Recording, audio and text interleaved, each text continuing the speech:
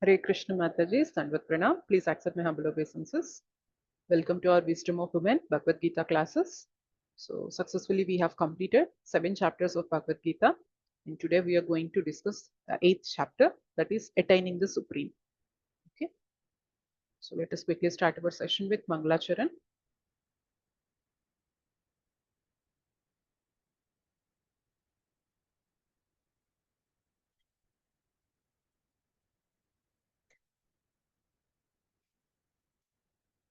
ॐ अज्ञानतिमिरान्धस्य ज्ञानाञ्जनशलाकया चक्षुरुन्मीलितं येन तस्मै श्रीगुरवे नमः। श्रीचैतन्यमनोभीष्टं स्थापितं येन भूतले स्वयं रूपः कदा मह्यं ददाति स्वपदान्तिकं। वन्देऽहं श्रीगुरोः श्रीयुतापदकमलं श्रीगुरून् वैष्णवांश्च श्रीरूपं साग्रजातं सहगण रघुनाथान्वितं तं सजीवं साद्वैतं सावधूतं परिजनसहितं कृष्णचैतन्यदेवं श्रीराधा कृष्णपादान् सहगण ललिता श्रीविशाखान्वितांश्च नमो विष्णुपादाय कृष्णप्रेष्ठाय भूतले श्रीमते भक्तिवेदान्तस्वामिनिति नामिने नमस्ते सारस्वते देवे गौरवाणी प्रचारिणे निर्विशेष शून्यवादी पाश्चात्यदेशतारिणे नमो महावदन्याय कृष्णप्रेम प्रदायते कृष्णाय कृष्णचैतन्य नाम्ने गौरत्विषे नमः। हे कृष्ण करुणा सिंधो दीनबंधो जगत्पते गोपेश गोपिका कांत राधा कांत नमोस्तुते तप्त कांचन गौरांगी राधे वृंदावनेश्वरी वृषभानुसुते देवी प्रणमामि हरिप्रिये वाञ्छाकल्पतरुभ्यश्च कृपा सिन्धुभ्य एव च पतितानां पावनेभ्यो वैष्णवेभ्यो नमो नमः। जय श्री कृष्ण चैतन्य प्रभु नित्यानंद श्री अद्वैत गदाधर श्रीवासादि गौरभक्तवृंद हरे कृष्णा कृष्ण कृष्ण हरे हरे हरे राम राम राम हरे हरे। मुखं करोति वाचालं पंगुं लङ्घयते गिरिं यत्कृपातमहं वन्दे श्रीगुरुं दीनतारिणं परमानन्दमाधवं श्रीचैतन्य ईश्वरम्। श्री श्री राधा मदन मोहन जी की जय, श्री श्री गौर निताय की जय, श्री श्री जगन्नाथ बलदेव सुभद्रा मैया की जय, जगत गुरु पतित पावन श्रील प्रभुपाद की जय, श्रील गुरुदेव की जय, अनंत कोटि वैष्णव वृंद की जय, श्रीमद् भगवद गीता की जय, निताय गौर प्रेमानंदे हरि हरि बोल।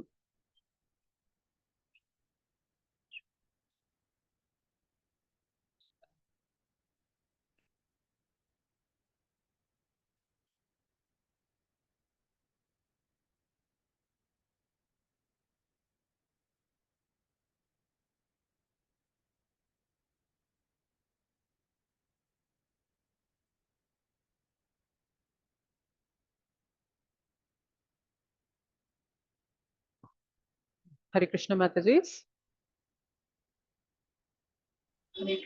हरे कृष्ण माताजी, दंडवत प्रणाम। हरे कृष्ण माताजी, दंडवत प्रणाम। हरे कृष्ण माताजी। हरे कृष्ण माताजी, दंडवत प्रणाम। कृष्ण माता। हरे कृष्ण माताजी। Okay, so what was the acronym that we discussed in the 7th chapter? Head. Head Yeah, head. Head stands for Hearing. hearing. Yeah, the importance of hearing, especially in our devotional life. Okay, we discussed about that yesterday. And E for everywhere Essence. and essence Eternal and and everywhere. essence. Essence and everywhere. Okay, everywhere. so we have seen how Krishna is the reason behind everything. So whatever our gross body is made up of, and whatever our subtle body is made up of, and even we ourselves also belongs to the energy of the Supreme Lord. So he is like the essence of everything here. And how can we remember Krishna everywhere?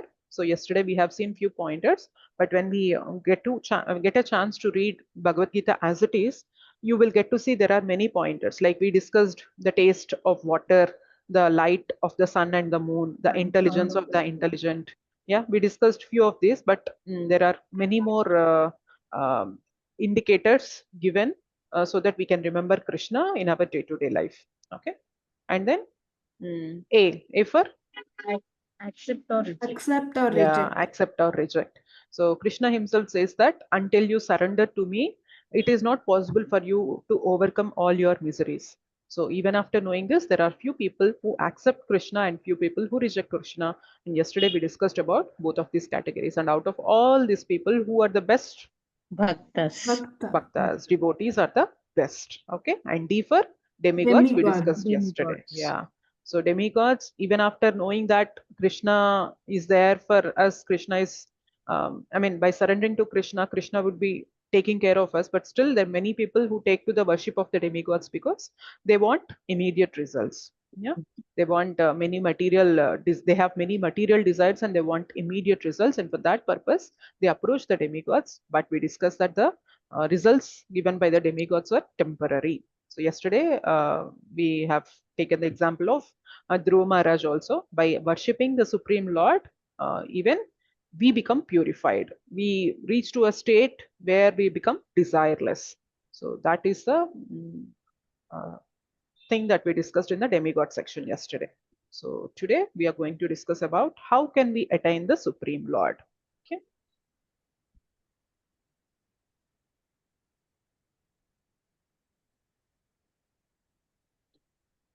Yeah, this session is also dedicated to His Divine Grace, A.C. Bhaktivedanta Swami Srila Prabhupada. Srila Prabhupada ki jai. Yeah. This session, the acronym for the 8th chapter is DEAD. So for the 7th chapter, it was head, and for the 8th chapter, it is DEAD, D-E-A-D. So D stands for doubts, 1 to 4 shlokas, E for exam, and that exam that we are going to discuss today is about death, and that is from 5 to 8 shlokas, A for attaining the absolute, 9 to 22 shlokas, and D for devotion, 23 to 28 shlokas. So DEAD, doubts, exam, attaining the absolute, and devotion. So hope you are making note of all these acronyms. Yes, no? Yes, Mataji. Yes, Yeah, okay, fine, good.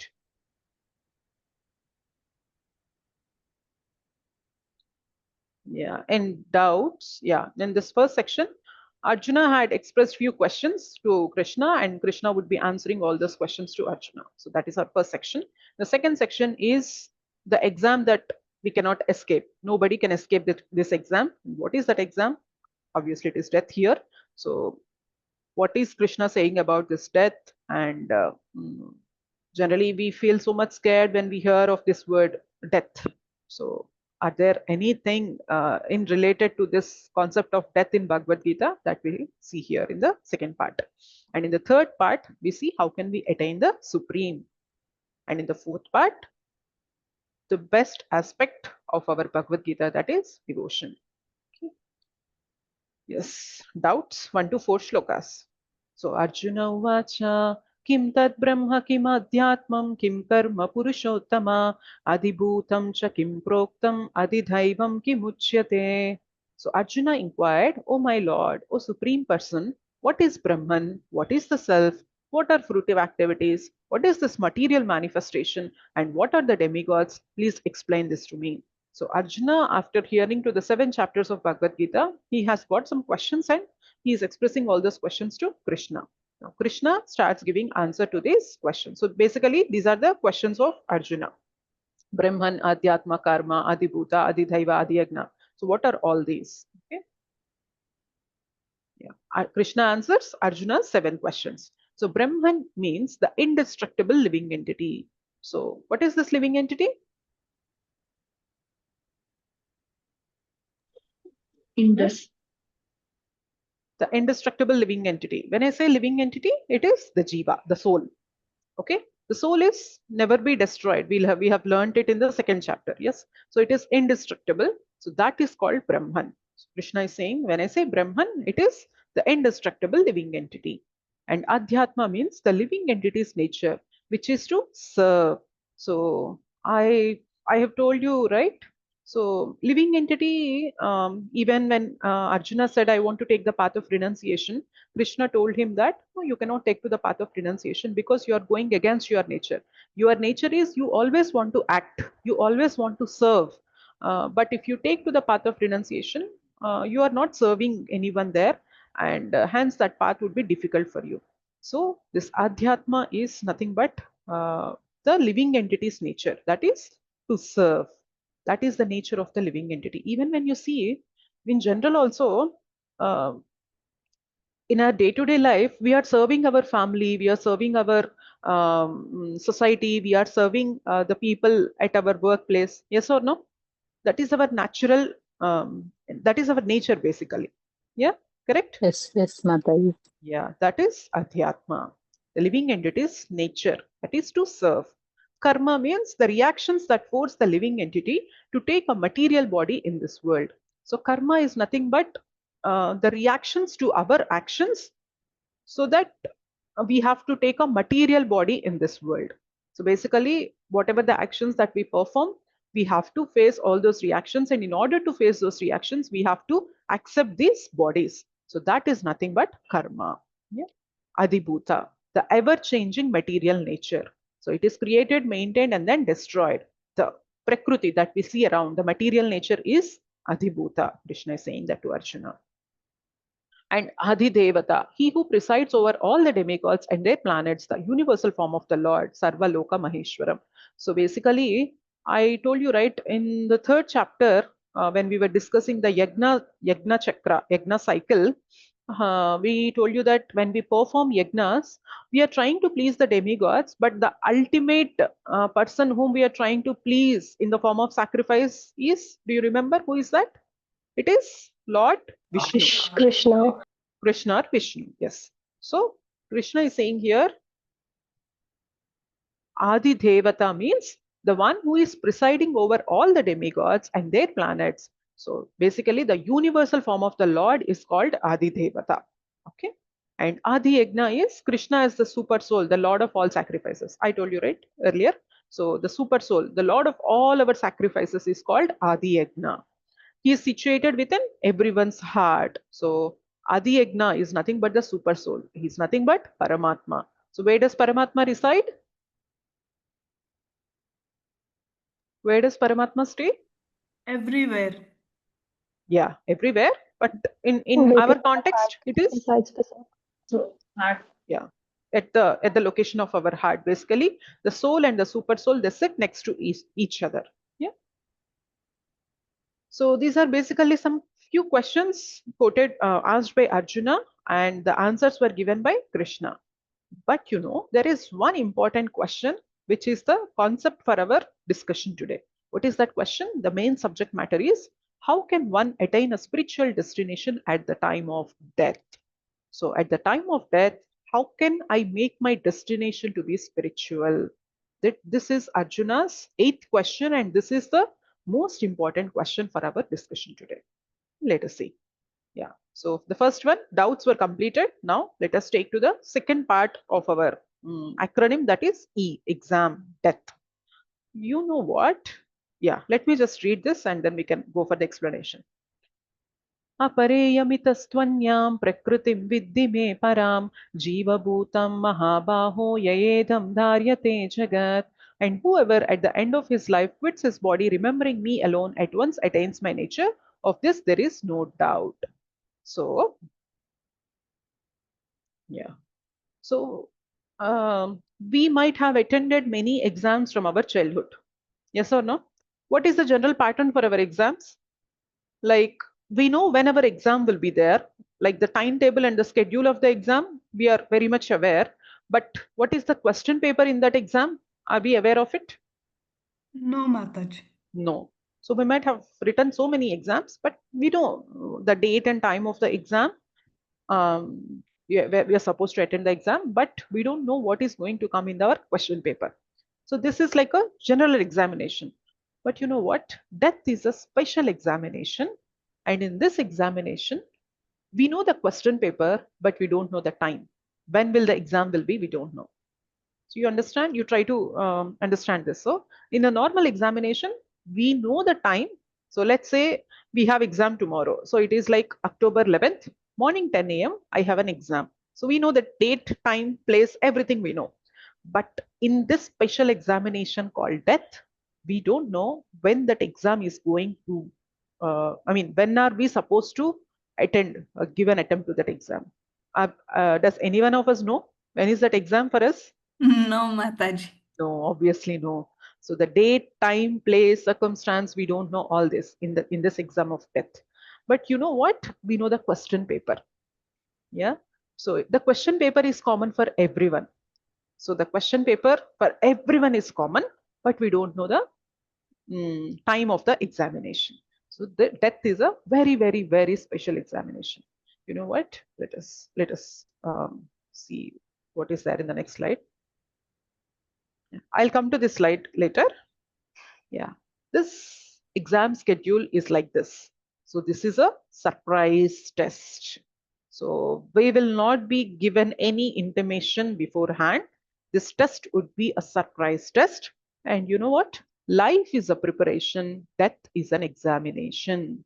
So for this special exam called death, what is the preparation? Preparation is nothing but the life that we are living today. Okay, so if we can live our life in a very, very, very great way that has been described in Bhagavad Gita, then our preparation to this so-called exam called death is proper. But if we live our life in our own way, then it is like we are not preparing for our examination. And when it is the time to uh, take to that examination, then definitely will be lot of afraid, will be scared of giving this examination. So what is this life is a preparation? What do you mean by preparation and all here? We'll discuss in the further slides. So here you see, but there is no schedule announced for this exam. It comes as a surprise test, unannounced. So it is a surprise test for everyone. Yeah. Okay. So when I have to start my preparation. So now I've got to know that I have to give an exam called death. Okay. So when should I start my preparation? So generally when there is an exam at almost like in the April, May, that time, then we give the whole year for the preparation for that examination. So now I got to know that there is a special exam in everyone life called death. So when I am supposed to start preparation for this, it is now. Now, the moment when you got to know that there is an exam called death, then your preparation starts from this moment onwards. Okay. And how to prepare? Okay, I got to know the exam and I got to know when I should start preparing for this exam. But how to prepare for this exam? It is by abhyasa. You remember ABCD principle? ABCD of Bhakti? Yes, no? No? Mataji. Yeah. What is A? Association. Association of devotees, association of like-minded people who are conducive to bhakti. Yeah. And B is Bhakti. Book. Books. books. Yes, correct. Book. Books as in our scriptural study refers to Study. books. Okay. C, Chanting. chanting the holy names. And D, Diet. diet. And there is another D also, that is deity worship, worshipping the deities of Yes. the Lord. That is another D.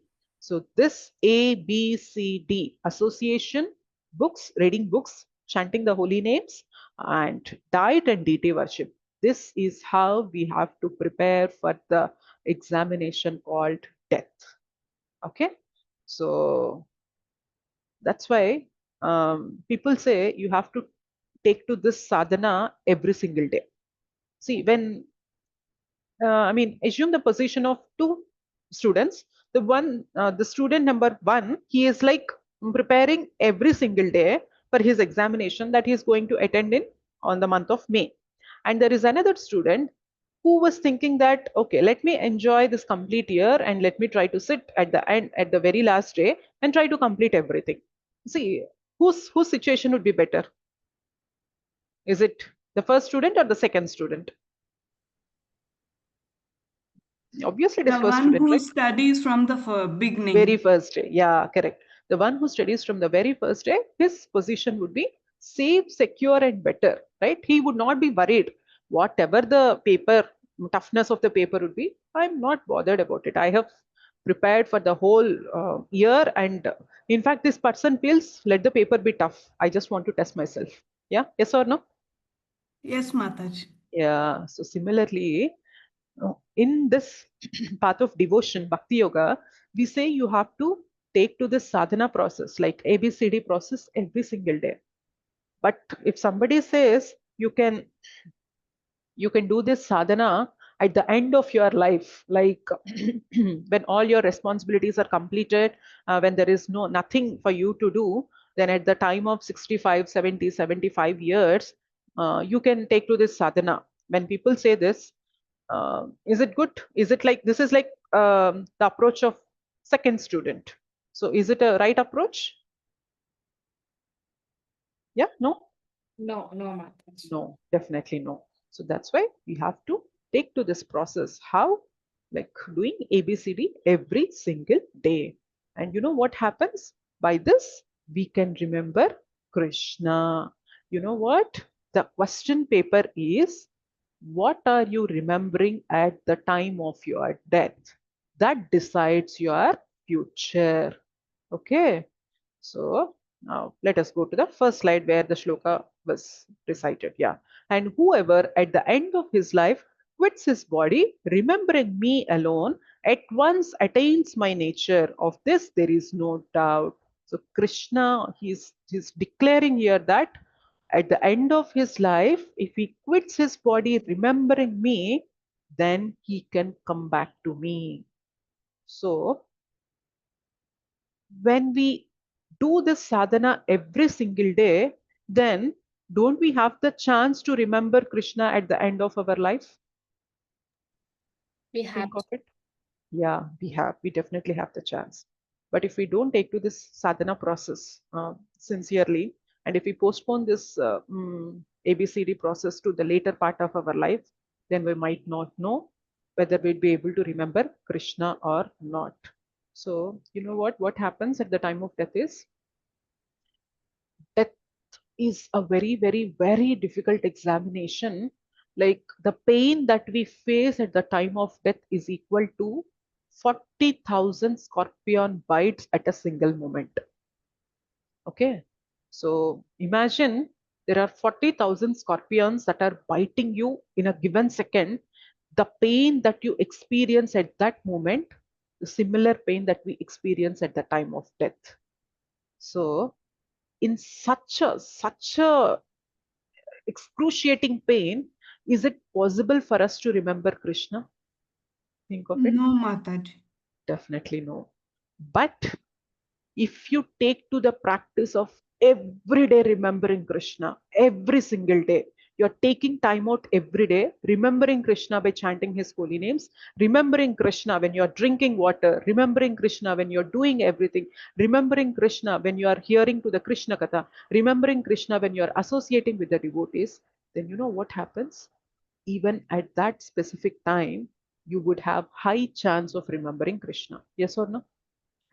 Yes, Mataji. Whatever we practice through the whole life, the same thing we'll be able to remember at the time of our death. You know what? Let's say our lifespan. I mean, I'm just giving you an example. Our lifespan is around like 70, 75 years. Okay.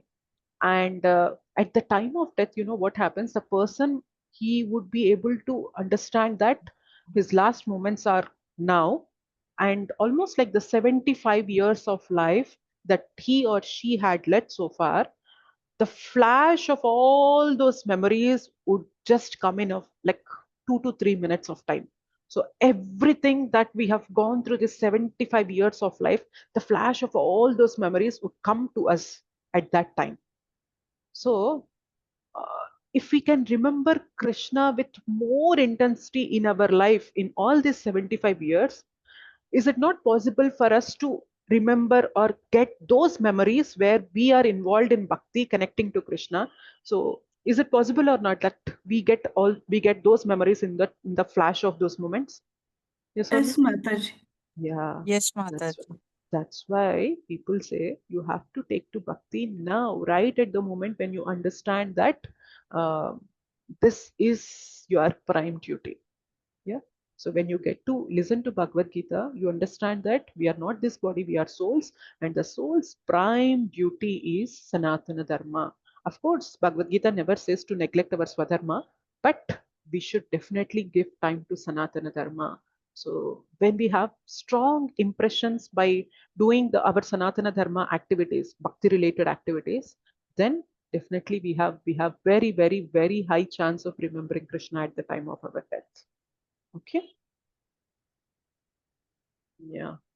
And you know what? Okay, Mataji, what if I remember Krishna and I'm able to recollect the memories that I've done while doing this ABCD at my moment of death? What happens when I remember Krishna? What happens, we can escape this cage. So soul is bound in this cage of gross and subtle bodies. And when we can remember Krishna, we can leave this body and we don't need to enter into another body. So are you getting what I'm trying to say? Soul is now trapped in this body. Yeah. So soul is now trapped in a body with the name Anusha. But let's say if I do devotion sincerely, wholeheartedly, and by Krishna's mercy, if I'm able to remember Krishna at the time of my death, then my soul, it's basically me, I don't need to enter into another's body. Yeah. Because that is the result of devotion. Because Krishna was saying there, right? When you can remember me, you can attain me. You don't need to come back here. We can reach our original house. Okay. Let us see what is this original house. Why are you saying that you have to go back? All these details that are given in the subsequent shlokas in this chapter. We'll go and discuss that. Yes, Shobha Mataji, you have a question? Yeah, sorry, Mataji. I heard that before dying, a person sees the Yama. Yeah, but that happens when our life is sinful, Mataji. Okay, ma. Yeah, when we are leading a sinful life, then definitely we have to face Yamaraj. Okay, Okay, ma. but you know what? If we take to the holy names just once in a life, if we have eaten the prasadam of Krishna once in a life, or if we associate with devotees and hear to one shloka of Bhagavad Gita, at least through our whole life, if we have chanted one time Hare Krishna Maha Mantra in our whole life, then there is no question that Yamaraj would come to us. That is the power of bhakti. Okay, thank you so much, Mataji. Yeah, thank you, Mataji. Okay. Yeah, so Krishna was saying about this special exam, death, and now how can we attain the supreme? Yeah. So earlier in the 6th chapter, we discussed about Ashtanga Yoga, and few more details were given in this Ashtanga Yoga in this chapter. And the other process is Bhakti Yoga, 14 to 16 shlokas. And we have a comparison of this material and spiritual words. So let us see what is Krishna saying. How to attain God. So how can we escape this cage and how to attain the Supreme Lord?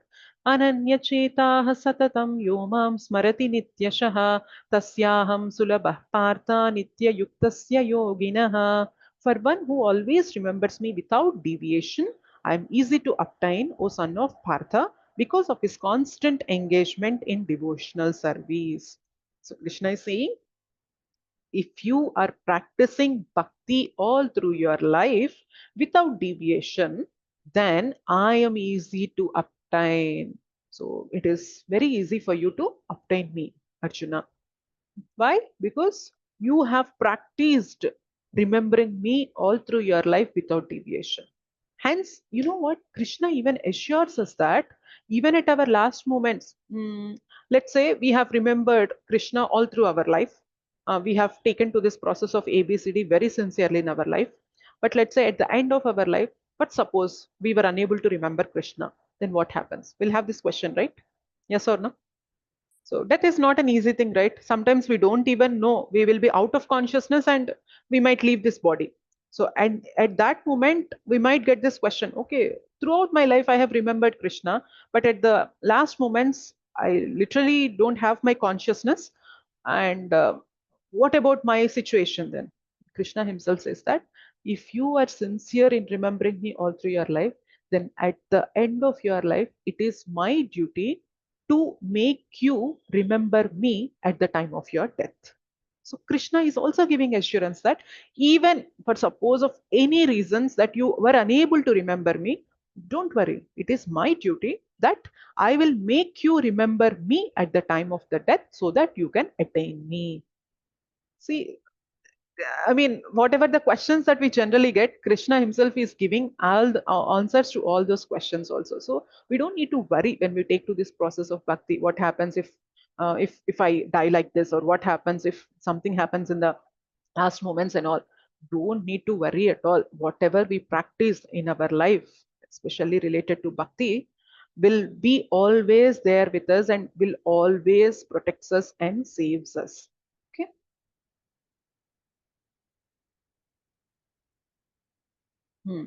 Why should we attain the God? Why? Why should I attain the God? What happens if I don't attain the God? See what Krishna is saying. Mamupetya punarjanma dukkhalayam ashashvatam napnuvanti mahatmanaha samsiddhim paramam gataha. After attaining me, the great souls who are yogis in devotion never return to this temporary world, which is full of miseries, because they have attained the highest perfection. What is Krishna saying? Why are you supposed to attain the God? Why? I should know the benefit, right, in attaining the God. So Krishna is saying here that those who have attained me, they don't need to come back to this temporary material world. And this world is dukkhalayam ashashvatam. You see this shloka, second line in the shloka. This place is full of miseries and this place is a temporary world. So you don't need to come back here, because you were able to remember me at the time of your death and you have attained me. You don't need to come back to this place again. So Krishna is saying, what devotion gives us? It gives us liberation from this material world. Okay, let us see what is this material world, why Krishna is saying this is temporary, why Krishna is saying this place is full of miseries in our further shlokas. Is it clear so far? Yes, Mataji. Yeah. Others also, please confirm. Is it clear or is it confusing? Mataji. Yes, Mataji. Clear? Yes, Mataji, it's clear. Okay, Mataji, fine, thank you. Yeah. Let us see, why is Krishna saying the place that we are staying, this material nature, this world that we are living in here is temporary. Why is it temporary? Let us see. Bhutagrama sayevayam bhutva bhutva praliyate ratriagame vashah partha prabhavatyah. Again and again, when Brahma's day arrives, all living entities come into being, and with the arrival of Brahma's night, they are helplessly annihilated. So Krishna is saying here that when Brahma day arrives, all the living entities, basically we come into being. So we take these bodies and we do our activities. But when Brahma's night arrives, what happens is we all become annihilated. Again, when Brahma day arrives, again we come into being and we do our activities. Let us see the duration of Brahma. Yeah, you see. One day of Lord Brahma, how will it be? Let us see. Kali Yuga period is 4,32,000 years. Okay. And Dwapara Yuga, I have told you when I was explaining you this fourth chapter. Yeah. Dwapara Yuga is twice the duration of Kali Yuga, 2 times of 4,32,000 years. Treta Yuga is thrice the duration of Kali Yuga, 3 times. Satya Yuga is 4 times. So if all these 4 yugas is combined, it is called one Divya Yuga. So one Divya Yuga is equal to one Kali Yuga plus one Dwapara Yuga plus one Treta Yuga plus one Satya Yuga. That is equal to 10 times of the duration of Kali Yuga. So that is 4,32,000 years into 10, that is 43,20,000 years. This is the duration of one Divya Yuga. You know what? In a day of Brahma, there are 1,000 Divya Yugas. Okay. So it is 1,000 into 43,20,000 years. So that is the duration of Brahma's day. And similarly, night is also 43,20,000 years into 1,000 Divya Yugas. That is the duration of Brahma's night. So a day of Lord Brahma is equal to 86,40,000 into 1,000 years. That is the duration of Brahma's one single day. Is it clear? Clear? Confusing? Anyways, we don't need to worry about the numbers as such, but you can understand the duration of Brahma's day and Brahma's night. So it is Divya Yugas, 1,000 times of 4 yugas is equal to Brahma's one day. 1,000 times of the same 4 yugas is equal to Brahma's one night. Now, what happens in the Brahma's one day? We come into being. Basically, we take these bodies, the material bodies, and we do our activities. But when Brahma's night arrives, we are all being taken back, and this complete world will be annihilated. That is partial annihilation, and the complete world will be annihilated, and we are all taken into the body of the Vishnu. And again, when Brahma's day arrives, again we will be given an opportunity to enter into material bodies based on our karma, and we do our activities. Is it clear? Clear or not? Yes, Mataji, now it's clear. Yeah, okay. So now you see this. Is this world permanent or temporary? Temporary. Temporary, because it is clear that Brahma's nighttime, nothing is being run. I mean, this world is completely like shut down. Yeah, nothing is happening here. And in the Brahma's morning only, there is activity happening. Again, when Brahma's night comes, it is like partial shutdown. Again, Brahma's night comes, the morning comes, again we'll start doing our activities. So this world itself is a temporary place. So this place is not permanent. You know what? When Brahma completes 100 such years, so basically now you got the duration of Brahma's one day, right? There are 30 such days for Brahma, and there are 30 such days is equal to 1 month of Brahma, and there are 12 months in a year of Brahma, and Brahma lives for 100 years. It is similar to us. 30 days is equal to 1 month, 12 months is equal to 1 year, and there are 100 years for Brahma. But each day is different for Brahma. For our each day there are 24 hours, but for Brahma each day is equal to 1,000 plus 1,000, 2,000 Divya Yugas. Yeah, understand? So this is the duration of Brahma's life. At the end of Brahma's life, this world will be completely annihilated. Okay. So that's why this place is temporary. Even though from our standpoint of view, it is like a very huge duration, like thousands, crores of years, but still this place is temporary. This place is not a permanent place.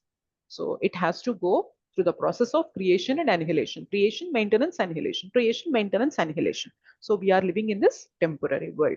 Now let us see why Krishna is saying about this place as Dukhalayam.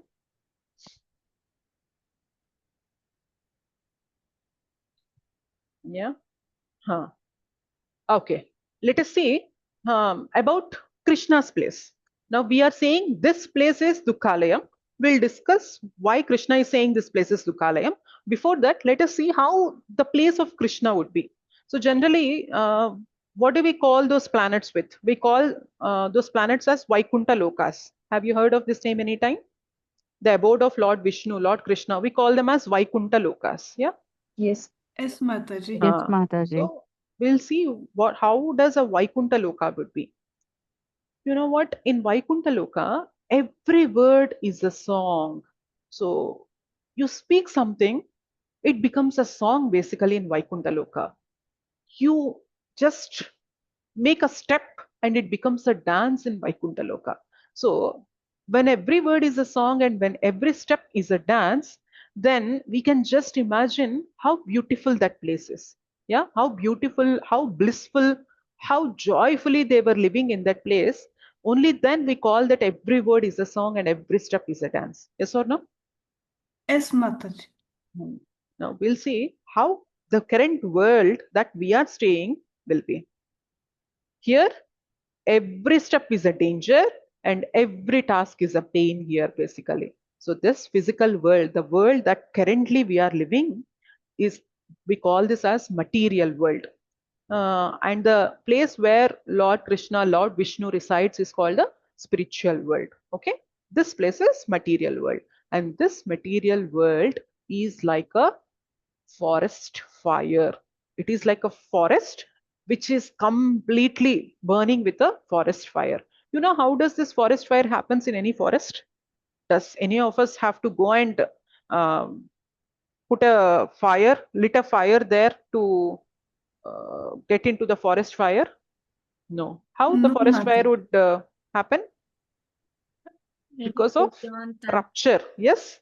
So two branches from two trees would rupture, and it, because of that, spark emanates, and automatically it leads to huge, tremendous forest fire. Yes. Similarly, this place is also like that. Nobody have to come into our life to create a problem. Just by our natural common dealings itself, we start creating problems. Yes or no? Do we realize this in our day-to-day life? Yes, Mataji, for small things will get Yes. misunderstanding. Yeah, we don't need anyone from outside to create this misunderstanding. So the nature of this world is like this. Like whenever you speak something, it becomes a big issue. Whenever you do something, it becomes a very big problem. So that is the nature of the world that we are actually currently living in. So this place is like a forest which is completely covered with this forest fire, completely been burnt like a forest fire. Okay.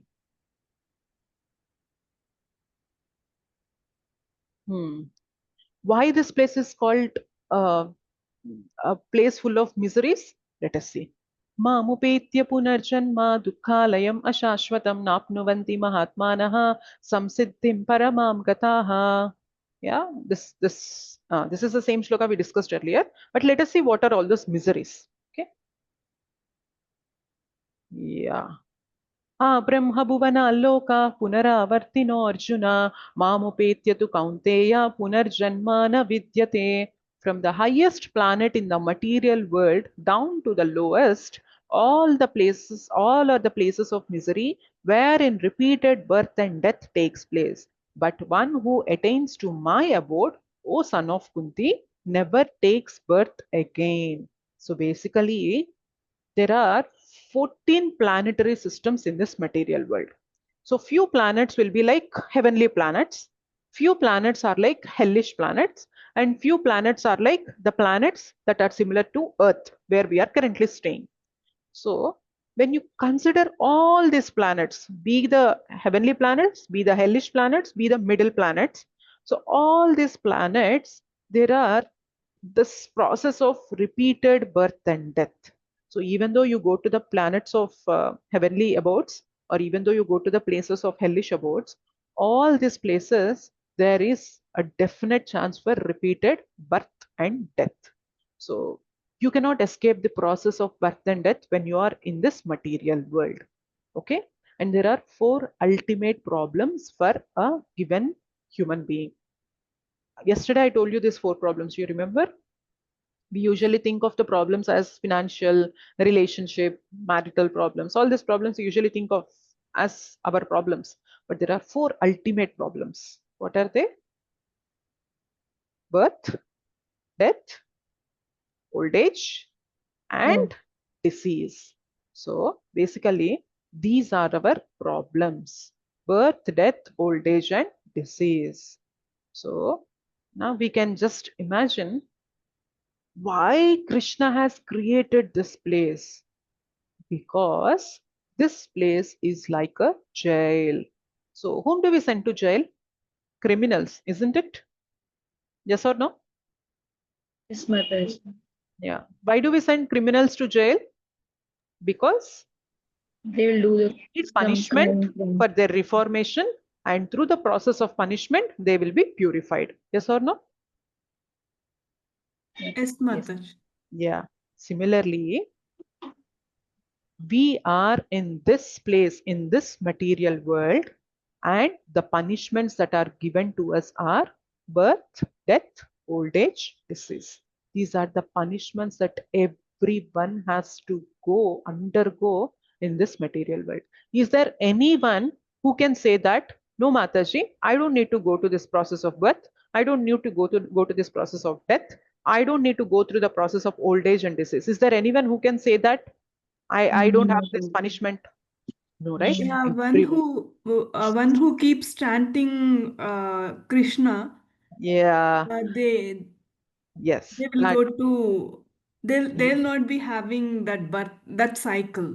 Yes, that's correct. But in general, uh, when we are here in this material world, Everybody has to go through the cycle of birth, death, old age, and disease. You know what? When there is a jail, there will be a jail keeper. Yeah, in general, in any prison also, will have one in charge of that prison house. Similarly, for this material world, which is compared to a jail, the jailer is Durga Devi. Durga Devi is nothing but the external energy of the Supreme Lord. Okay, so Durga Devi is in charge of this jail, and she is the one who is punishing us by the process of birth, death, old age, and disease. And Durga Devi is none other than Krishna's material external energy. Okay, yeah. You know what? First thing that happens to a prisoner is when a person enters this prison house as a prisoner, then what happens? He would be given a uniform. Yeah, yes or no? He has to change the Yes. clothes. Yes. So similarly, when we come to this material nature, we are given a uniform that is fitting in 84 lakh species of bodies. So basically, currently we are wearing this uniform of a human body, and we are in this so-called jail of the material world. That's why I am undergoing the punishments of birth, death, old age, and disease. Similarly, there are 84 lakh species. So let us see what are those species. जलजानवलक्षानि स्थावरालक्षविंशति कृमयो रुद्रसंज्ञाकः पक्षिणं दशलक्षणं त्रिंशल्लक्षणि पशवः चतुर्लक्षणि मानवः. So basically there are 9 lakhs species that are living in water, 20 lakh species that are non-moving like trees, 11 lakh species like insects and reptiles, 10 lakh species of birds, 30 lakh species of animals, quadrupeds, and 4 lakh species of human species. In total, there are 84 lakh species. When I say species, I am not giving the count. Like I'm not giving the population count. Okay, 4 lakh species of humans is not the population of humans in the complete world. Yeah, so 9 lakh species living in water is not the population of aquatics that are living in all the water bodies. No, I'm not telling that. But these are like varieties of species that are living in water. Is it clear? Yes, no? Yes, Understand. Mataji. So you see, there are 84 lakh species. You know what? Today we are in the body of a human, but earlier we were in the body of an insect. We were in the body of a reptile. We were in the body of a tree. We were in the body of an insect. We were in the body of a bird. We were in the body of a tree. We were in the body of an aquatic. We have taken multiple and multiple lifetimes in all these species, and today we have got this rarest opportunity of taking a human birth. Yeah. So you know what? How rare is human life is? Let's say in a vast ocean, there is a cardboard with a hole in it. And in the same vast ocean, there is a tortoise. And what is the chance for this tortoise to come across this cardboard piece and to insert its head into the hole that is there in the cardboard piece? What is the chance? Is it highly possible? No, Mat. No. Is my question clear? Understood, Mataji. Yeah. Yeah, it is So very difficult for the tortoise to reach. yeah, because it is a very vast ocean. Tortoise might be somewhere and this cardboard piece might be somewhere. And what is the chance for the tortoise to come across this cardboard piece and insert its face into the hole that is there in the cardboard piece? It is like extremely rarest. Similarly, getting a human life is such a rarest thing. But unfortunately, we are taking this human life as granted for so many petty things. Yeah, so we try to take revenge on people. We try to show jealousy on other people. We try to prove ourselves as great and worthy. But unfortunately, we are not realizing how many lifetimes we have taken in so many species, and now by our, by Krishna's mercy, we have got this rarest opportunity of getting a human life. So even after getting this human life, still we are not understanding the purpose of the human life. Means it is more or less like we are living a animalistic life in the body of a human life. Yes or no? Yeah. Yes. Yeah. So, you Yes, know what? Mataji. There are four things that are common between animals and humans. That is eating, sleeping, mating, defending. So we eat, animals also eat. Maybe we might eat some special cuisines, but animals might eat whatever they get in the street. Yeah. Eating, sleeping. So we also sleep, they would also sleep. Maybe they would sleep in the forest, they would sleep in their on the streets, but we sleep in our own houses. We build the houses where we can sleep very comfortably. Yeah. And eat, sleep, mate. So animals also mate with their partners. Of course, they don't have this concept of partners. They would mate with whatever the species they come across, and they would give birth to the children. But we as humans, we are also mating, but we have this system in place called marriage. So we accept a partner, life partner, and we also mate and we give birth to children. Yeah, eating, sleeping, mating, and the last one is defending. So when some harm is happening to an animal, it tries to protect itself by its teeth, by its nails, by its horns. So whatever the situation may be. Similarly, we also try to defend ourselves by by saving some amount in our bank account. Yeah. So with all these things, we also defend ourselves. If our whole life is after eating, sleeping, mating, and defending, then are we doing anything extra than the life of an animal? Of course, we might be doing all this in a very luxuriant and a sophisticated way, but to the core of it, is there any specific difference? Yes, no? Of course, all these concepts might be very hard on face, but we have to accept the reality. Yeah. Yes or no? Tell me. If we Yes, also ma'am. do the same thing, eating, sleeping, mating, and defending, then obviously we are also somehow unknowingly, without knowledge, we are also leading an animalistic life. But the intelligence that is being given to us is not given us for living a sophisticated animal life, but it was given to understand the meaning of life, to understand what we are and how we are connected to the Supreme Lord, and why we are engaged in these material bodies, and why we are in this temporary place where there is a danger at every step. Why do we want to go to this ultimate problems, birth, death, old age, and disease? I told you death is a very painful thing. 40,000 scorpion bites at a given moment. That much pain we'll experience at the time of death. Birth is also a painful thing.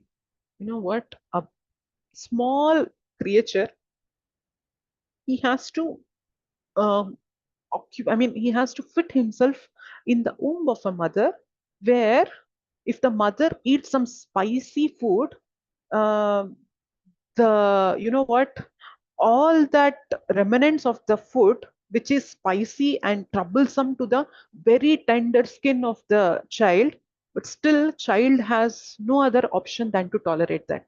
Yes or no? There are few mothers who even smoke and drink when they were pregnant. Yes or no? Have you heard of mothers like this? Yeah. Yes, So Mataji. how much harm Yeah. that little kid is, that little creature is feeling in the stomach, the womb of the mother. And also that place is completely dark. There is nothing, no light there. So just you would be hearing some sounds from outside what the mother is speaking. And also it is like wherever he excretes the stool and urine, the same place he has to stay there for 9 months. Imagine the torture of that living creature when he is in the mother's womb. Yes or no? So we might be feeling so happy, like, yeah, I got pregnant and I'm giving birth to a baby, and now we are becoming three. Now we are two now, and we are becoming three. We proudly announce that, but the living creature is undergoing so much trouble in the womb of the mother.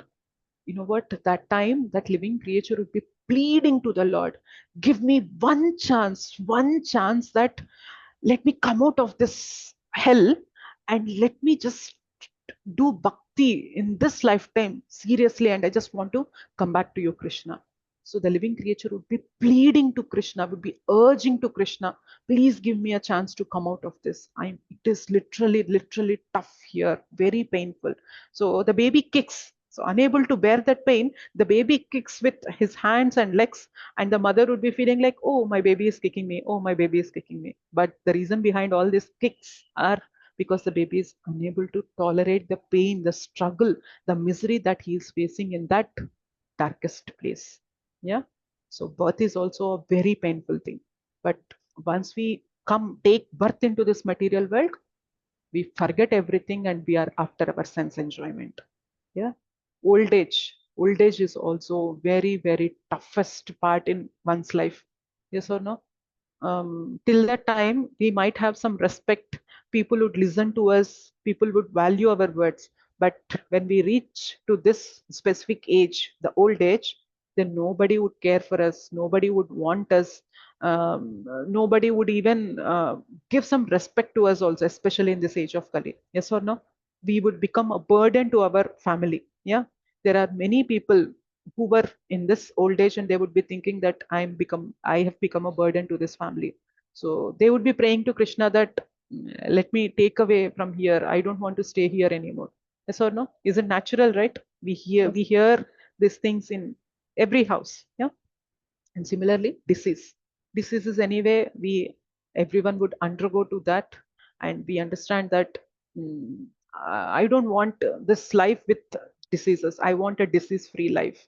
So I don't want to undergo death. I want to just live forever. So I don't want this old age. I want to be ever youthful for all my life. We have all these desires.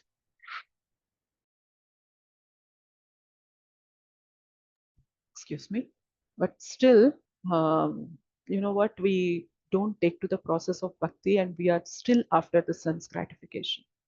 So when we are in this material world, we cannot escape these four ultimate problems: birth, death, old age, and disease. Hence Krishna is saying this place is full of miseries. But unfortunately what we are doing is, foolishly what we are doing is, we are trying to find happiness in a place where there are full of miseries. So Krishna, the creator of this material world, he himself is saying that there is no happiness here. This place is full of misery. But we are trying to find happiness in a place where there is full of misery. Are we doing a wise thing? Yeah? No? No answer? Okay. So definitely this is not a wise thing. Okay. So trying to find happiness in a place where there is full of misery. Of course, you might say, Mataji, we are feeling happy. Like when my desire is fulfilled, I'm feeling happy. I'm feeling satisfied. How can you say that I'm not feeling any happiness here? Yes, there is happiness here, but that happiness is compared to a titillation. Yeah. So when somebody causes titillation to you, you would laugh. But that does that mean that you are happy at that moment? No, it Yes. is just a sensation, right? It is just a sensation. And even if somebody tries to make you happy by with that titillation, you feel very irritated, right? Stop this. Why are you doing this to me? Yeah, we become irritated. Similarly, the happiness that we get here is not the happiness that we really want. That's why, you know what, let us say if by fulfilling one desire, if we get the happiness, then ideally we are not supposed to get any more desire, right? Because the happiness that I'm hankering for, I got already, and why should I go for another desire? But here, are our desires be stopped anytime here? No. One desire is fulfilled, it leads to another desire, it leads to another desire, it leads to another desire. And we would be in the feeling that if this desire is satisfied, I'll be happy.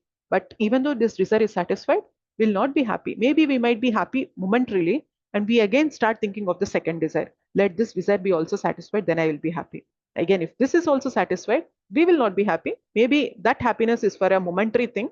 And again, we think of the third desire and we say to ourselves that this desire also be satisfied. If there is real happiness in satisfying our desires, then the moment when our first desire is satisfied, we will be fulfilled. We will not think of any more desires. But if we are thinking of, if we want our desires to be fulfilled again and again and again and again, so it means that our happiness is not at all there in the fulfillment of our desires. Yes? Is it clear? Yes, Mataji. Yes, Mataji. Yeah. So we are unable to realize this, and we are running after the sense enjoyment. We are running after satisfying our desires. But how much ever you run, you will not be satisfied, because this place is not meant for happiness. Yeah. So let us see what is Krishna saying further. Yeah, this is 84 lakh species of um, creatures are there, and now we have got this rarest opportunity of entering the human species, and now it is our responsibility. So the intelligence that is given in the human life, with this intelligence, a wise person should know how to come out of this 84 lakh species of life. Yes. So if you have given a higher intelligence, you're not supposed to enter into the prison again. You have to come out of this prison. You have to come out of this jail. But if we don't use that intelligence in coming out of this jail and still trying to do the same animalistic things of eating, sleeping, mating, and defending, then we would be kept on moving in all these 84 lakh species of lives again and again. Many people would have this misconception that once we attain a human life, then we don't need to go to the life of animals. Yeah, but even though you get a human life, if you are not living as per the standards of a human life, then definitely the next life would be an animalistic life. Again, you go back.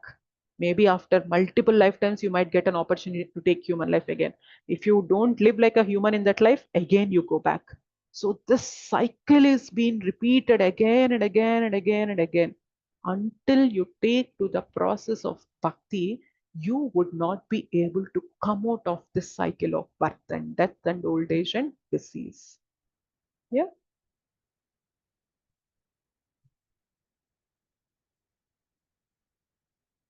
Hmm. So this prison, we might say that, but this is not like a prison. This is with so many facilities. They might be. It is due to our illusion that we are feeling this place is nice and beautiful, but this is definitely a prison house, of course, without any walls here. Yeah. So we have been bound here. Like when we go to a prison, we will have these handcuffs. Similarly, in this material nature, we were being bound by the three modes of material nature: the mode of goodness, the mode of passion, and the mode of ignorance. So these are the three modes that are binding us in this prison house.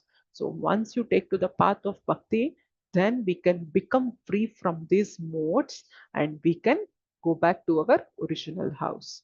So what is the nature of the spiritual world? Spiritual world is eternal. This material world is temporary. We have discussed, right? The duration of Brahma, how this material world is created and annihilated. So this world is temporary, but the spiritual world is eternal. Okay. There is no beginning and there is no end to that spiritual world. And that place is infallible and it is unlimited bliss. That place is full of bliss. There is no question of misery. There is no question of sorrow in that place. And it fulfills all desires there. So it is like, you know what? Now, if I want to eat a nice mango now, is it possible for me to eat now? No, Mataji. We are in the Because month of October. Is it No, possible for Mataji. me to eat a mango now? No. But in the spiritual world, you No, go to a coconut tree and you wish for a mango there. Can you give me a mango? And the coconut tree would give the mango. Okay, so the trees there in the spiritual world are like wish fulfilling trees. Whatever you go and ask them, they would give that. Okay, that is the nature of the spiritual world. And that place is all attractive and it is unmanifested and transcendental, and it is the supreme destination. Yeah. When we can remember Krishna at the time of our death, then we can be transferred from this material world, which is full of miseries, to this spiritual world, which is being given in this picture. So this kind of spiritual world where there is full of bliss. And once we go there, we don't need to come back again here. So this should be the aim of our life. Like, I don't want to enter into another mother's womb. I just want to come out of this cycle, and I just want to go back and stay and live a blissful life. So that process is given in Bhagavad Gita. How can you stay eternally in this place that is all attractive and eternally blissful? So by remembering Krishna at the time of our death. Yeah. How? By doing devotion. How can we attain supreme? How can we go back to that spiritual world? By doing devotion. By As doing Shobha Mataji, yeah, as Shobha Mataji said, how can we come out of these ultimate problems of birth, death, old age, and disease? By taking to the path of bhakti. Yeah. Yogis pass this world at the right time. Bhaktas free of those rules. Devotional service encompasses everything. So basically, if it is Ashtanga yogis or other yogis who are not into the path of Bhakti Yoga, then you know what? They have to leave their body at some auspicious moments. Only then they would leave this material world. It is like, you know what, this Uttarayana and Dakshinayana, that is the movement of the sun in northern direction and the movement of the sun in the southern direction. So Ashtanga yogis, when they leave their body in Uttarayana, then they don't need to come back to this material world. When they leave the body in the morning hours, they don't need to come back to this material world. But if they leave their body in Dakshinayana, or when they leave their body in the night, when there is no sunlight, they again have to come back to this material world. This is for Ashtanga yogis. But for Bhaktas, there is no question at all. As long as you are practicing bhakti all through your life, as I told you, Krishna himself gives assurance that it is my duty to take you back to my spiritual world. Okay. So there is no rules and regulations for devotees. So the only thing is we have to take to the process of bhakti all through our life. If we are remembering Krishna I mean, if we are able to remember Krishna at the time of our death, then we can go back. And how is that possible? If we are able to remember Krishna at every moment of life, then it is very possible for us to remember Krishna at the time of our death. Through that, we can escape this jail, we can completely come out of this jail, and we can go back to our original house where there is full of bliss and enjoyment. Okay. So this is how you can attain the supreme. That this chapter's name is Attaining the Supreme. How we can attain the supreme? So by taking to the path of devotion. Yeah. So chapter 8, the name given to this is Dead. D-E-A-D. D for doubts. So we have seen Arjuna's questions, and out of those questions, the most important question is, how can we attain the Supreme Lord? How can we remember you at the time of our death? And E. So life is a preparation, death is an examination. One should be able to remember Krishna at the time of his death.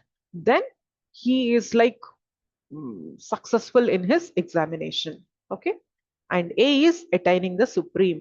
So in this part, we have discussed the nature of this material world, the nature of the spiritual world, and how can we go back to that spiritual world. And devotion is how yogis and how bhaktas can leave this material world. There are some rules for yogis, but for bhaktas, there are no rules, obviously.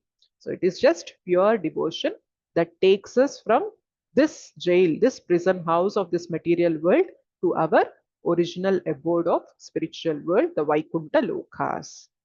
Okay, this is about 8th chapter. Thank you so much. Is it clear? Yes, Mataji, it's clear. So have you got to know some concepts which you have not heard earlier in this class? Yes, Yes, Mataji. Mataji. Yes, Mataji. Yeah. Can you name like Any one of you name any concept that you are hearing it for the first time in today's class? Death. Like Death. 84 lakhs of species and Ah, created. That yeah. is very different concept. Yes, 84 lakh 4 species. lakhs, 4 lakh species per 4 lakh human. per human species. Human. Yes. Different. Yeah. You know what? After knowing all these concepts, when I see some insect or when I see something, some creature, I feel myself, oh my God, earlier I was in this body also. I was in this body also. I was in this body also. Now I got Yes, the but opportunity to take this body.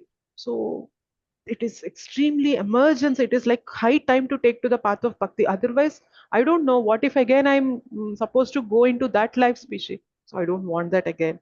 So let me just go out of this complete species and be peaceful and happy. Yeah. So yes, yeah, very nice, Mataji. Thank you so much.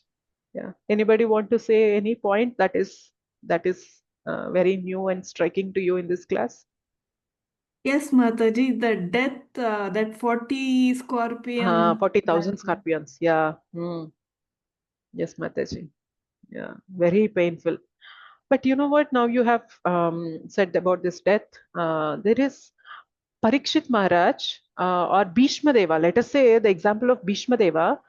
Bhishma Deva was lying on the bed of arrows, but still he was so peaceful and so calm that he was completely absorbed in the thoughts of Krishna. And he was waiting for the Uttarayana Kala. People would say Uttarayana Kala, but you know what? This Uttarayana is actually the person who had saved the child in the womb of Uttara. Who is Uttara? You know? Does anyone know who is Uttara? Uttara? no. Abhimanyu's wife is Uttara. And who is Abhimanyu? Arjuna's son is Abhimanyu. Abhimanyu got killed in this battlefield, but Abhimanyu's wife Uttara, she was pregnant by then, and Parikshit Maharaj was there in the womb of Uttara. Okay, so when Brahmastra was released to kill the son of Parshurama. Abhimanyu, Parikshit Maharaj, no, not Parashurama. So when Brahmastra was released to kill Parikshit Maharaj, then Uttara prays to Lord Krishna. Then Lord Krishna enters into the womb of Uttara in the size of the thumb and he protects Parikshit Maharaj. So that's why Krishna is also called Uttarayana because he is the one who protected the child in the womb of Uttara. So basically, Bhishma Deva was waiting for Uttarayana here means Bhishma Deva was actually waiting for Krishna's presence. So when Krishna comes there, when he was lying on the bed of arrows, when Krishna comes to that place, he would see Krishna with so much of adoration, and he would recite what? What would Bhishma recites on his bed of Vishnu arrows? Vishnu Sahasranama. Yeah, Sahasranam. Vishnu Sahasranam. Yeah. So Bhishma Deva recites Vishnu Sahasranam by looking at the Supreme Lord and then he leaves his body. He did not even feel a little bit of pain also because his thoughts were completely absorbed in Krishna. So death is different for a devotee and death is different for a non-devotee. For a devotee, it is like, let's say a cat is holding a kitten. Then would the kitten feel any harm when the cat is holding it? No, Mataji. No, because it is his mother, right? My mother is holding me and my protection is taken care of by my mother. So a cat is holding the kitten within his teeth and it is like so secure. But imagine the same cat is holding a rat. So how painful it will it be for the rat? Very painful, Very right? painful. Because it is death to the rat. So for devotees, death is like a cat holding a kitten. It is like I'm going close to Krishna. So I don't need to worry about it. So he doesn't even feel the pain at all. He is so happy, so absorbed, and so immersed in the thoughts of Krishna that he can very easily, peacefully leave this body and he can go back to the spiritual worlds. For a non-devotee, death is like a rat in the mouth of a cat. So it is like a death, almost is very, very painful. So non-devotee feels the pain of a death, whereas a devotee, he never feels the pain of a death. He sees Krishna in the form of death and he feels so happy connecting to Krishna. Yeah. So Death varies from person to person based on how we are living our life. So if we are practicing devotion all through our life, then our death would not be painful as such. Okay. Yeah. Thank you so much, Mataji. Yeah. Any other Matajis would like to say the point that is connecting to you in this class? Shobha Mataji and Deepika Mataji has said 2 points. Yes, Kalpana Mataji. Mataji, Uttarayana, that definition I don't know, Mataji. The sun Okay. moves like that. That only I know. Ah, So now you said Acharyas say this also, Uttarayana. Mataji. Mm. Yes, yes, that was very nice, Mataji. And I have a small question, Mataji. Yes, Mataji. Tell me. Bhishma knows Krishna is the Paramatma and he is the Bhagavan. Hmm. So he praised the Vishnu Sahasranama. He says Vishnu Sahasranama at the time of death. Means he thought that Krishna and Vishnu is the same. Yeah, he knows that. Mm. Ah, he knows that. That's why he praised the God as Yeah. Vishnu Sahasranama. With Correct. Vishnu Sahasranama. Correct. Yeah. Okay. There is no difference to No, Vishnu and absolutely no. Krishna. See, it is like Krishna is like a person in the house with his family members. Vishnu is like a person in the family with his colleagues. So it Okay. is like the person on duty is Vishnu, the person at home enjoying with his family is Krishna. So it is the same person basically. See, we at our home will be very peaceful, very happy playing with our family, our children, right? That is like Krishna. Mhm. When we go to our workplace, we maintain some rules and regulations. So we don't entertain all the things right there, right? So that is like Vishnu. It is Krishna only. Krishna on duty is Vishnu. Krishna off duty is Krishna. Yeah. Mhm. Yeah. So And it is the same if person. okay, okay. Mm. And I have a small doubt, Mataji, another doubt. Mm. That Vishnu takes 10 avatars, no? That in that Krishna also one of the Mm. avatar. Mm. So remaining all also comes from Vishnu. Actually, everything comes from Krishna only. So in Bhagavatam, Mm. we have this shloka like Ete chamsha kala pumshaha Krishnastu Bhagavan Swayam. So Krishna is the original fountainhead of all the avatars. So even though you might see here as Vishnu coming here, but the reality is it is Krishna who is the fountainhead, who is the original person. From Krishna comes Vishnu, and from here comes all the avatars. So when he comes as Krishna, it is the same Krishna coming here. It is not Vishnu appearing as Krishna. So it is a bit difficult concept to understand for this class especially, since Kalpana Mataji is attending our morning japa sessions also. So she is already connected to our congregation. So hence Mataji was asking this question. But for others, if it is difficult, you might leave this. But Mataji, for you, the original fountainhead of all avatars is Krishna himself, Mataji. We have this Praman in Srimad Bhagavatam. Ete chamsha kalapumsaha Krishnastu Bhagavan Swayam. There might be many incarnations, but the fountainhead, the original person of all these incarnations of Sri Raman, Nrisimha, Varaha, Vamana, okay, all these avatars, it is Lord Krishna is the original person and he comes as all these avatars. Okay. But when Okay, he sorry for comes the himself inconvenience, as, no Mataji. problem, Mataji, no problem, no problem. Yeah. Because I have small doubt every time when I am sitting for meditation or chanting. Mm, So I have this doubt. Already I asked about the Nama Japa, mm, about this, mm. but this was in the mind itself, Mataji. Yeah, So that's why I asked. yeah. It is Krishna who is the original person, Mataji. From him, all the emanations, all the incarnations come. Okay. Thank you, Okay. Mataji. Thank you Dandavat so much, pranam. Mataji. Hare Krishna, Danvat Pranam. Yeah, the other Matajis, if you want to share any point, not maybe may not be from this class, if you feel we have completed 8 days of our sessions, right? So you might say any point that you feel so connected and you feel very new that you got to know from this classes for the very first time. Would you like to share?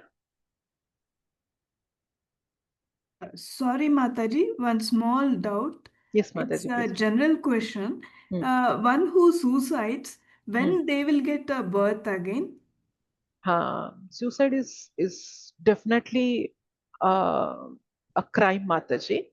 Basically, when it is our natural death, based on our karma, we might take next body. Like it might be an animal body or it might be a human body again. So it might be whatever the body based on our karma. But in the case of suicide, we are using our free will to end our body. So the next birth is not so easy. We will not be given a chance to enter into another species for a very long time. You know what? Soul is just staying there without a body means that is like a very toughest thing, because soul, I told you, right, it always it is active, it want to do something, it has some desires, it want to serve, it want to do something, so it cannot stay um, without doing anything like that. So it needs a body to express or to do something. But when we commit suicide, what happens is the punishment that we get is the soul will not be given a chance to enter into another life, another body immediately. It has to experience the pain of not having a body for multiple years. Only then the soul might get a chance to enter into another body, and the body that we get is absolutely will not at all be feasible. That would be like a very worst species we enter into, Mataji. Thank you so much, Mataji. Yes, Mataji. Thank you. So that's why devotee, because he gets this knowledge, right? Sometimes we feel suicide would put an end to all my problems. But with this knowledge, does anyone would feel that suicide would put an end to all my problems? Definitely the person would know that suicide will lead to more and more problems. The problems that I am facing today are much better than the problems that I would have to face when I commit suicide. So when someone have this knowledge, they will never commit suicide. Okay, they'll try to tolerate, or they'll try to take shelter of the Supreme Lord, and they'll try to solve the problem somehow or the other way, but they'll not commit suicide because it leads to bigger and bigger problems. We don't get a body again. It is not so easy to get a body for that soul. It take 2000 years, it seems, Mataji, to take the other body. Yeah, 2000 years, it seems. yeah, there are money. I don't say like this is the number, but we don't get a body for very long time. It is very pathetic situation. Yeah. Simply take to the path of bhakti. We don't need to come back to this material bodies. We can go back to our own body, spiritual body. So, we all have a spiritual body. Now we are in this material body made of these 5 elements, but we all have our spiritual bodies also. Once we do bhakti and go back to our original place of Vaikuntha Lokas, then we can get our spiritual body and we can stay peacefully, happily, blissfully there. We don't need to bother about all the problems here. The only solution to all the problems is taking to the path of bhakti. But people say bhakti is not for you now. Bhakti is for someone who has nothing to do anything in his life, then you take to bhakti. But no, Bhagavad Gita is straight away saying you take to bhakti and get out of all this nonsense and go back to your place. Yeah. Yeah, 100% right, Mataji. Yeah. Yes. So many people also, when we start following ISKCON, people that we know, people of my family members or my friends would say, how come you're taking to the path of bhakti? 2 hours you chant. So we have some restrictions also, like we don't eat onion and garlic, so we don't eat non-veg. There are some restrictions. Of course, for chanting, there are no restrictions. When I say all this, people might not even take to chanting, but no, this is not to discourage you. I'm just saying. So people say, you're not at all enjoying. The life is meant for enjoyment. You have to go and enjoy your life. So why do you put so many restrictions on yourself? But when somebody who had realized this knowledge would ever want to go and commit the same mistake again? No, right? No, So Mataji. desires that we are hankering for, they are our real problems. And people are like, you go and get your desires fulfilled, aim for more desires. No, that is not what Bhagavad Gita is teaching us. We are meant to serve the Supreme Lord. I told you, right? By satisfying our desires, we don't get happiness, but in fact, it leads to more and more desires. It leads to more and more miseries, because when you want to satisfy your desire, you have to work hard to satisfy that desire. So you have to put in your efforts. But when it comes to seva, serving the Supreme Lord, you do a very small, minimum, menial service also. You become fully contented and satisfied. See, now, by the mercy of Krishna, I got this opportunity to speak about Krishna. For this 1.5 hour, I am telling you the things that I got to know from my gurus. The kind of fulfillment and happiness that I get from this 1.5 hour of discussion is extremely high compared to any desire that is getting fulfilled in my life. Yes or no? Here it is like very natural, very, as I told you, it is like very close to our soul. We feel so happy, so connected when we talk about Krishna, when we share something that is related to Krishna, when we hear to Krishna Katha. So it is like very natural, very peaceful, very joyful. But when we have to get our desires fulfilled, it takes a lot of struggle. But the happiness that we get here is the real happiness, real contentment. We don't need anyone's appreciation also here. It is just that the path itself is joyful here. The process itself is joyful here because we are connecting to our true self, true nature. That is why we experience this joy, this happiness, this bliss. Yeah? Yes. Any more questions?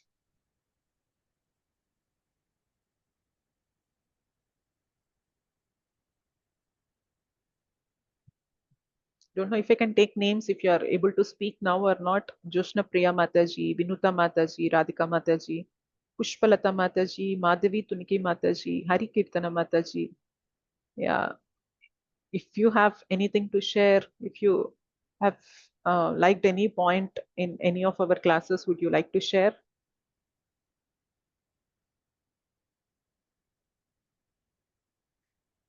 Okay. No, you don't want to share? Fine. At least keep listening to the classes. I'm happy that you are attending every day and listening to these classes. As I told you, hearing is the first step in getting the knowledge. So as long as you are hearing this knowledge, I'm glad. I'm happy. Yeah. Thank you so much, Matajis. Hare Krishna, Mataji. Hare Krishna. Wonderful Thank you. session, Mataji. Thank you so much, Mataji. It's my pleasure, Mataji, to discuss these concepts with all of you.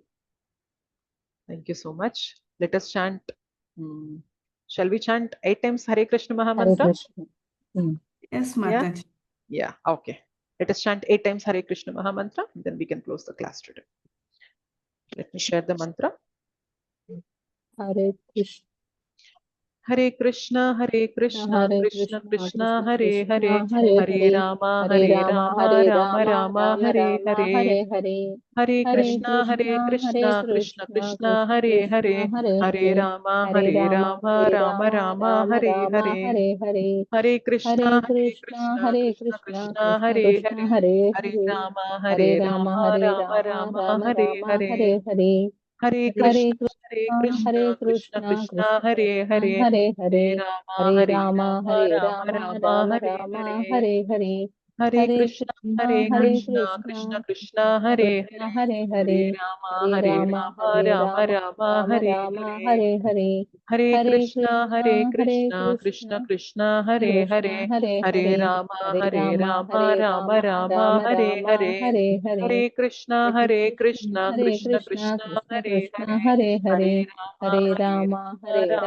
Rama, Rama Hare Rama, Hare. Hare Hare. Hare Krishna, Hare Krishna, Hare Krishna Krishna, Krishna, Krishna Hare Krishna, Hare, Hare Hare. Hare Rama, Hare Hare Rama, Rama, Hare Rama Rama, Rama, Rama Hare Rama, Hare Hare. Hare.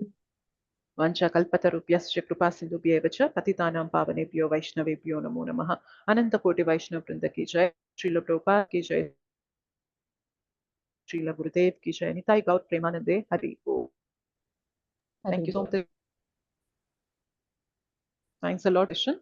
We'll meet again tomorrow with our 9th chapter, the Raja Vidya, the king of education. Okay, the Krishna is telling us what is the king of education in our next chapter tomorrow. So let us see what is there for us in the 9th chapter tomorrow. Thank you so much, Mataji. Mataji. Mataji, Thank you Dandavat. so much, Mataji. Thank you. Hare Krishna, Dandavat Pranam.